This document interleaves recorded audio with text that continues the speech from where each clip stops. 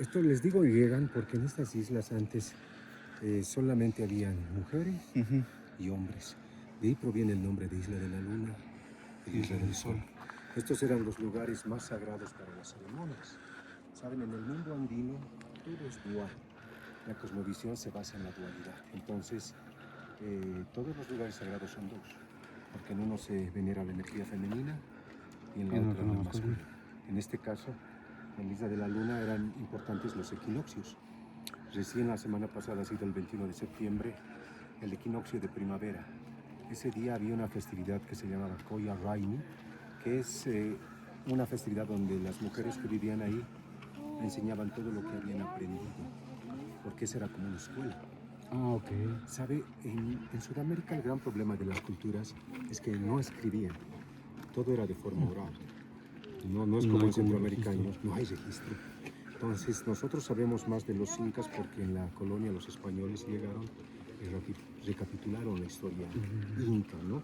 Pero antes de los incas tenemos otras culturas. De esas culturas solo tenemos teorías, porque ustedes saben que la información oral, a medida que va pasando el tiempo, se distorsiona. Como el teléfono descompuesto. Claro, ahí cuando tienes el juego, ¿no? Sí. Como el teléfono descompuesto. Entonces, ¿qué era importante para estas culturas? Tener lugares específicos donde los sacerdotes transmitan el conocimiento a los niños de la élite. Entonces, estos lugares eran especiales, no eran los únicos, pero al ser islas, eran los sagrados. La Isla de la Luna era un Ajiahuasi. El Ajiahuasi es un lugar donde viven las elegidas. Ok. Y la Isla del Sol era un Yachayhuasi, como una escuela. Entonces allá solamente vivían mujeres y aquí hombres. Allá vivían las jonas, que eran las sacerdotisas, y llegaban niñas de todo el imperio. Los sacerdotes viajaban y iban eligiendo niñas. Algunos dicen de entre 5 y 7 años, algunos dicen de 5 a 10 años, tenían que tener niñas. Cuando las elegían, las llevaban a vivir ahí. Y lo importante era que no tenga marcas en la cara. Eso tiene que ser como totalmente limpia. Limpia, sí, no lunares ni cicatrices. ¿Por qué? Eso era un estándar que ellos ponían. Como de pureza, perfección. Pureza, perfección. Lo que sí es que ellos se daban cuenta que tenían que ser más inteligentes que el resto. Cuando las elegían, las llevaban a vivir allá y ahí estas conas las educaban. Cuando estas niñas eran ya jóvenes, las dividían en grupos diferentes. Habían algunas que solo confeccionaban textiles para el Inca, otras eran concubinas del Inca. El Inca tenía un esposo oficial, pero podía tener muchas mujeres. Oh. Él decía, mi padre es el sol. Esas mujeres eran para el sol, las elegidas del sol. Imagínense el último Inca Atahualpa, cuando los españoles llegan, él tenía de 32 a 33 años, era joven, lo matan a esa edad, pero él ya tenía 180 hijos. Pero el nuevo Inca tenía que ser hijo del esposo oficial, de la Coya. Ese era el nombre, Coya Inca. Coya, algo como la reina, la gobernante. Inca, el gobernante, ¿no? Entonces, ellos tenían muchas mujeres concubinas. Y habían otras mujeres que daban en matrimonio con jefes de tribus que ellos dominaban, eran muy políticos. Los incas. Por eso, en 90 años que dura el imperio, logran abarcar desde el sur de Colombia hasta el centro de Chile. Se cree que en su máximo esplendor tenían de 9 a 12 millones de habitantes. Hacían alianzas políticas. El Inca, cuando dominaba un sitio, asimilaba su tecnología, sus tradiciones, sus dioses.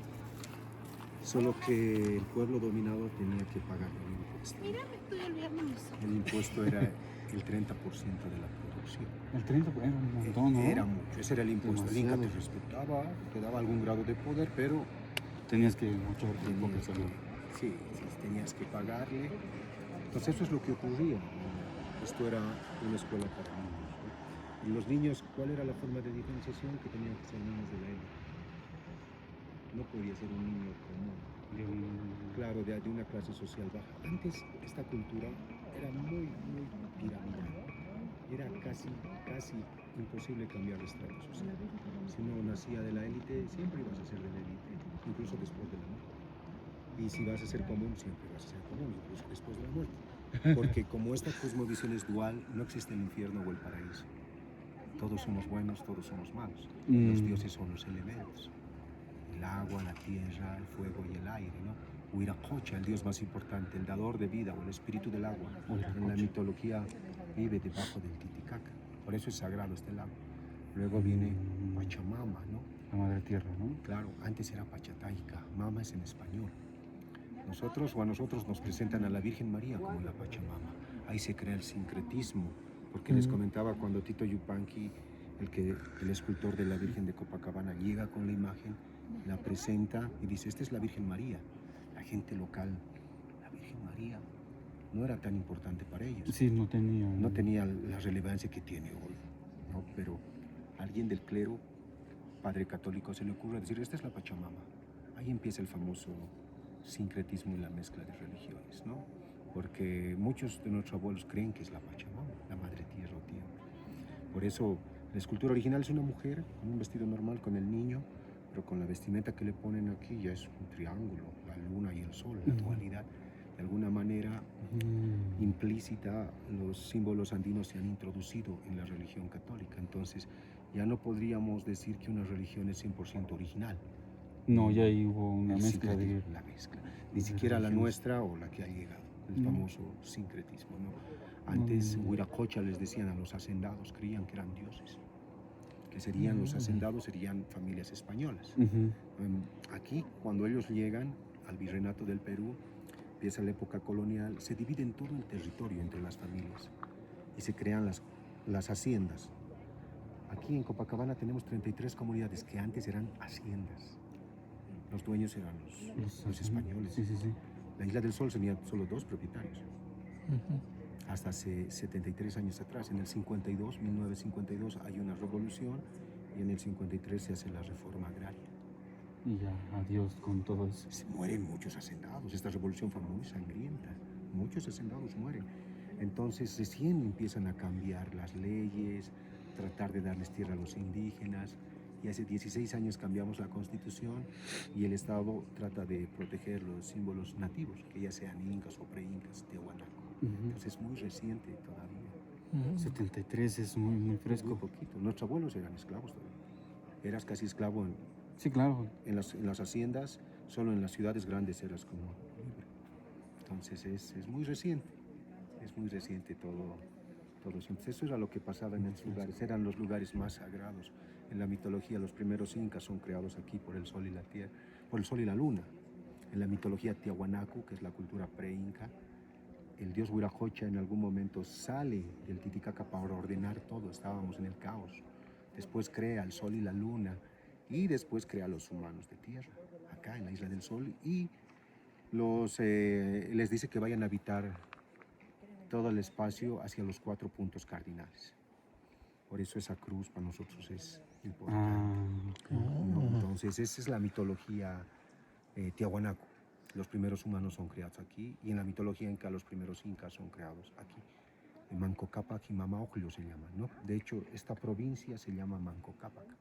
Ustedes vienen de La Paz, se llama la provincia Murillo. Murillo es el héroe de la revolución contra los españoles. Pero Manco Cápac es el nombre del primer inca, porque en la mitología, nuestras leyendas, ellos salen de acá, ¿no? Entonces de ahí viene esta historia y los nombres, ¿no? Isla de la Luna, Isla del Sol. Sabe mucho. No, es que es mucha historia aquí. Además que es nuestra historia, ¿no? Hay que saberla. Sí, nosotros la vivimos todavía. Este templo lastimosamente ya no es usado por las ceremonias para la gente local, porque como era privado este sitio, te prohibían entrar. Entonces la gente local, nosotros ahora usamos la montaña más alta para la ceremonia, sobre todo del 21 de junio, el solsticio de invierno. Para nosotros es el año nuevo. Ese día va a empezar el ciclo agrícola, además es el día más corto. Muchas culturas creían que el sol estaba muriendo o nos estaba abandonando, por eso los días eran cortos. A partir del día siguiente los días vuelven a ser largos y para nosotros es el nuevo sol. Nuestra tradición, tenemos que recibir los primeros rayos para cargarnos de energía. Después sacrificamos una llama, le damos de comer a la tierra, porque como va a empezar el ciclo agrícola, la tierra necesita nutrirse, la Pachamama. Y después la Pacha nos va a devolver alimentos, por la dualidad. Siempre cuando yo quiero pedir, tengo que dar. Voy a dar mi ofrenda y después voy a recibir, voy a pedir, ¿no? En eso se basa el mundo andino. En estos lugares, Con máster. de las puertas, son altares. Estos. Sí, estos. están por fuera y por dentro del sitio. En esta zona o en estos lugares ponían las imágenes de los ídolos, porque este es un templo de uso ceremonial ritual solamente. Ahora, la mayor parte de estos ídolos y las imágenes eran de oro o de plata, ¿no? En la colonia, los españoles. O sea, llegaron y agarraron Sí, presta. ni siquiera sabemos cómo eran, porque después los fundieron. Ahora son anillos, cadenas, collares, porque ni siquiera quedaron como imágenes. Si no, todo, querían desaparecer todas esas ideas. Y aparte, sí, imponer las Que traían, sí. Claro. Entonces, eso es lo que ocurría aquí. Vamos a ver por dentro el sitio, ¿no? De acuerdo. Vamos. ¿Así se puede entrar? Sí, se puede entrar, se puede entrar.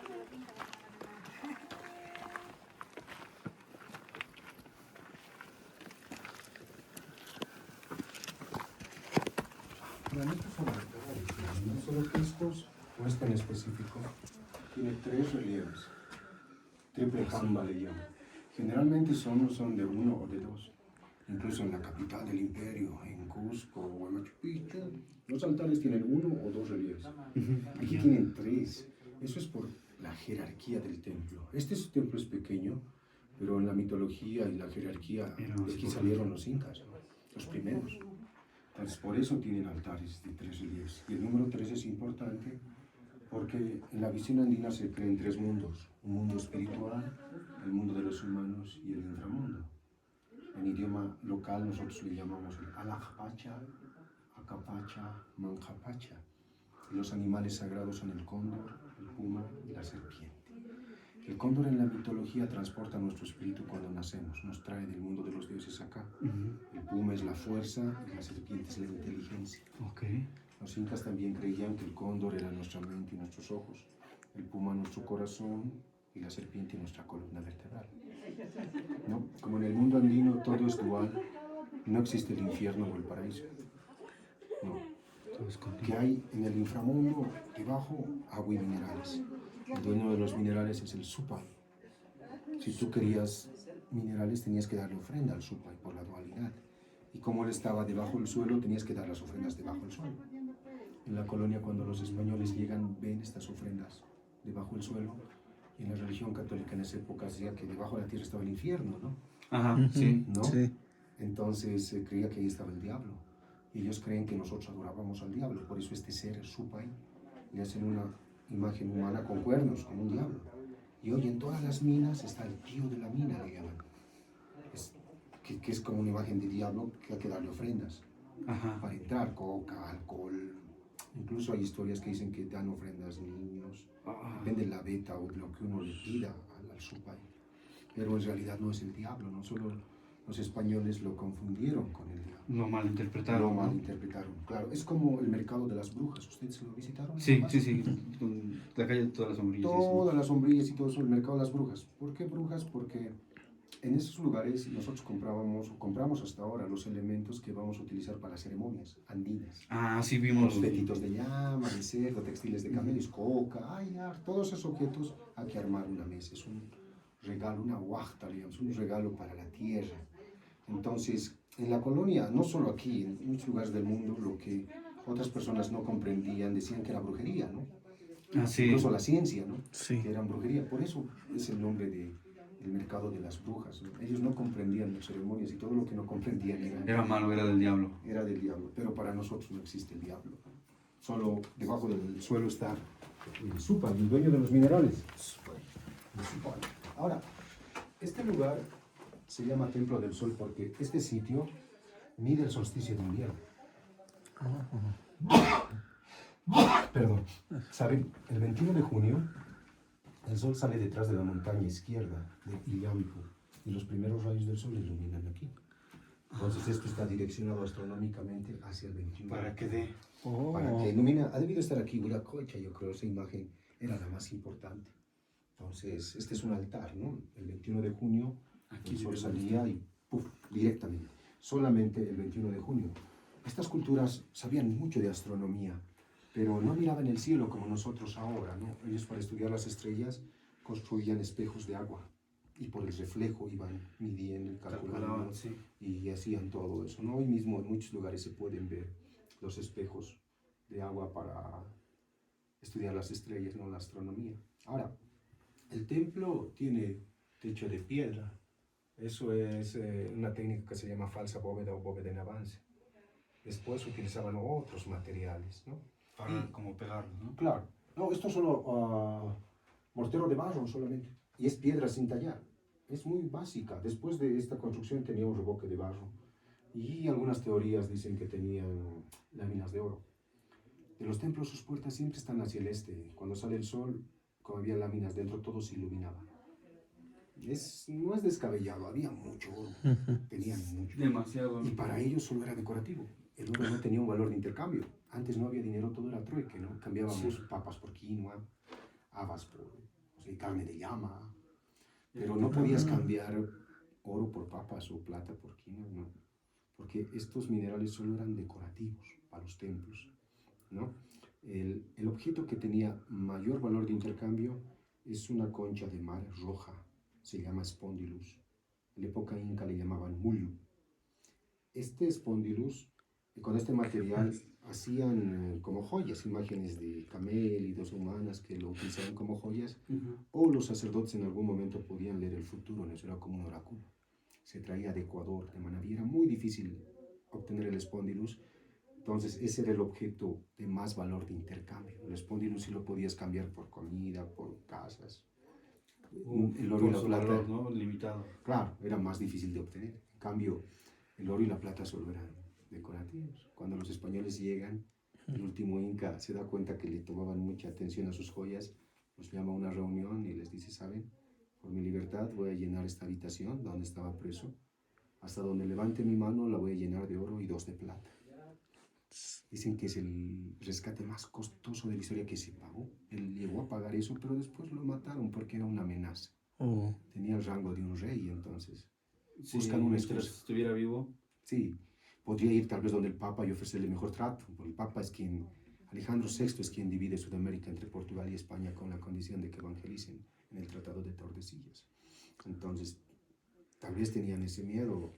Incluso la familia del Inca los empiezan a exiliar, a matar.